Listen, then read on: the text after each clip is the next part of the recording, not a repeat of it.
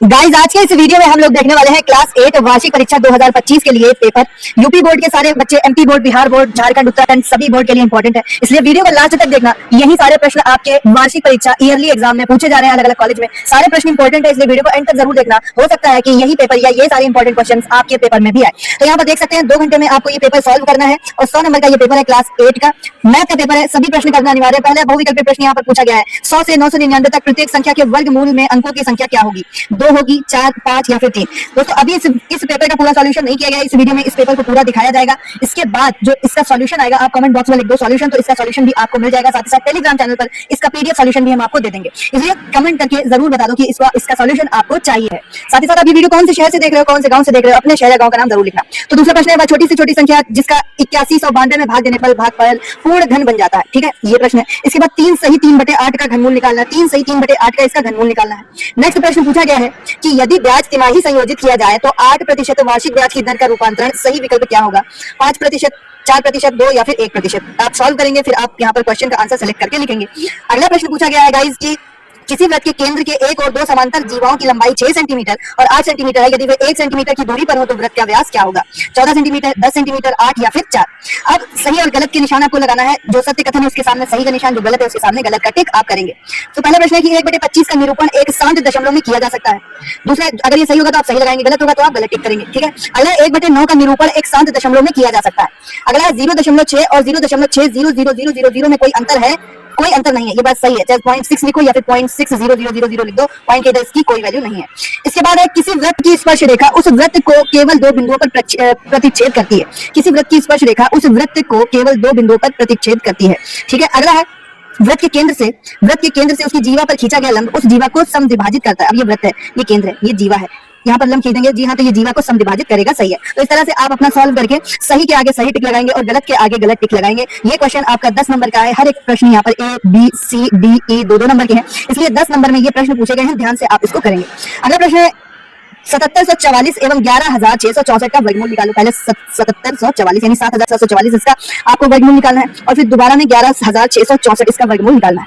अगला प्रश्न है कि एक पेटी में 216 आम घन के रूप में सजाकर रखे गए हैं। ज्ञात कीजिए कि पेटी में आम की कितनी तहें हैं, कितनी सतह में आम को सजाया गया होगा। ठीक है, ठीक है। एक पेटी है, बना के दिखा देते हैं। एक पेटी है हमारे पास, इसमें क्या है कि 216 आम है कुल और इसको घन के रूप में सजाकर रखे गए हैं। तो ज्ञात करना है आपको कि पेटी में आम की कितनी तहें होंगी, जिससे आपको यहाँ पर आम की तह निकालनी है। तो इसका घनमूल आप निकाल लोगे तो तह आपको पता चल जाएंगे। अगला प्रश्न है 25 - 4y² + 21y इसका गुणनखंड आपको करना है। ठीक है, इसका आपको गुणनखंड करना है। बहुत ही अच्छा इंपॉर्टेंट प्रश्न, बिल्कुल मत छोड़ना, जरूर हल करके जाना। अगला है प्रश्न कि किसी संख्या के वर्ग का 3 गुना 192 है तो संख्या निकालो। अगला हमारे पास प्रश्न आता है बच्चों की 100 रुपए का 10% वार्षिक की दर से 2 वर्ष का चक्रवृद्धि ब्याज निकालो। तो यहाँ पर आप चक्रवृद्धि ब्याज का सूत्र यूज करते हुए इसको सॉल्व कर सकते हैं। अगला चेक है, क्या है चेक? जो बैंक में यूज किए जाते हैं चेक, इससे पैसे का लेन देन होता है, जमा किए जाते हैं, निकाले जाते हैं चेक से। और ये चेक कितने प्रकार के होते हैं? अगला प्रश्न हमारे पास, ठीक है, एक वृत्त में 10 सेंटीमीटर लंबी जीवा खींची गई जिसका वृत्त के केंद्र से दूरी 12 सेंटीमीटर है। तो वृत्त की त्रिज्या निकालो। ठीक है, क्या है कि यहाँ पर 10 सेंटीमीटर की एक वृत्त है, ठीक है, केंद्र तो उसमें 10 सेंटीमीटर की एक जीवा है। इस तरह से मान लो 10 सेंटीमीटर की जीवा है। वृत्त के केंद्र से 12 सेंटीमीटर की, यहाँ से 12 सेंटीमीटर है, तो वृत्त की त्रिज्या आपको निकालनी है। ठीक है, वृत्त की त्रिज्या आप इसको सॉल्व करके निकालेंगे। इसके बाद माध्यिका आपको इस सारणी से माध्यिका निकालनी है। माध्यिका में क्या निकालना है? देखो पद दिए हैं और बारंबारता दी है, आप इससे माध्यिका निकालेंगे। अगला है प्रश्न हमारे पास कि एक सिक्का 1000 बार उछाला गया और पाया गया कि 455 बार क्या आया? चित्त आया यानी हेड आया। तो ज्ञात कीजिए पट यानी टेल आने का प्रतिशत क्या है?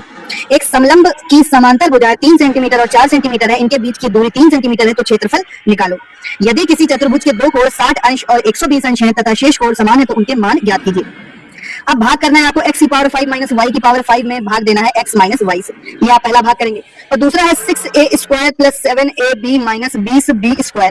इसमें आप 3a - 4b से भाग देंगे। ये भाग के दोनों प्रश्न महत्वपूर्ण हैं, इनको जरूर ही आप सॉल्व करके जाएंगे। अगला है हमारे पास कि 500 रुपए का 15% वार्षिक ब्याज की दर से 1 वर्ष के लिए चक्रवृद्धि ब्याज और साधारण ब्याज आपको निकालना है। दोनों ब्याज आपको निकालना है, चक्रवृद्धि ब्याज भी और साधारण ब्याज भी। चक्रवृद्धि भी निकालेंगे और साधारण ब्याज भी आप निकालेंगे 500 रुपए का 15% वार्षिक की दर से। अगला है एक समकोण त्रिभुज के 2 कोण का जो अनुपात है वो 5:4 दिया हुआ है। उनमें से एक कोण दूसरे कोण से 10 अंश अधिक है तो उसके कोण ज्ञात करो।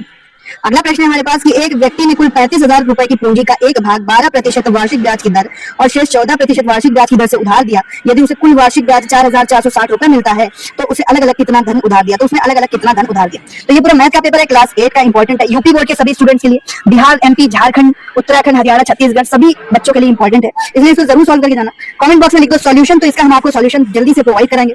चैनल को सब्सक्राइब कर लो, हम यहाँ पर आपको अलग अलग विषयों के सारे इंपॉर्टेंट क्वेश्चंस विद सॉल्यूशन दिखाने वाले हैं। सभी पेपर आपको अलग अलग बोर्ड के इंपॉर्टेंट मिल जाएंगे, जिससे आपकी वार्षिक परीक्षा की तैयारी की प्रैक्टिस हो जाएगी और आपको बहुत ही अच्छे अंक प्राप्त होंगे। इसका पीडीएफ आपको हमारे टेलीग्राम चैनल पर मिलेगा, टेलीग्राम चैनल का लिंक डिस्क्रिप्शन में दिया हुआ है, जाकर जरूर ज्वाइन करना। सो मिलते हैं नेक्स्ट वीडियो में, आप एक बार फिर से पेपर देख लो, इसका स्क्रीनशॉट भी आप ले सकते हैं। इसी तरह के इंपॉर्टेंट क्वेश्चंस की लगातार अगर आप प्रैक्टिस करोगे तो आपको हर एक परीक्षा में बहुत ही अच्छे नंबर प्राप्त होंगे ही होंगे। सबसे पहले यहाँ पर 5 बहुविकल्पीय प्रश्न पूछे गए थे, A, B, C, D, E, जहाँ पर आपको एक सही विकल्प सेलेक्ट करके उसका आंसर अपनी बुक में लिखना था। इसके बाद 5 प्रश्न आपसे पूछे गए, सही गलत का टिक करना था, यहाँ पर सही और गलत का आपको निशान लगाना था, जो सही वो सही, जो गलत वो गलत, इस तरह से ध्यान से पढ़ के समझ के आप लगाएंगे। इसके बाद यहाँ पर 5 प्रश्न सॉल्व करने वाले पूछे गए, A, B, C, D, E, F, 6 प्रश्न, लेकिन करना कितने थे? 5 प्रश्न करना थे।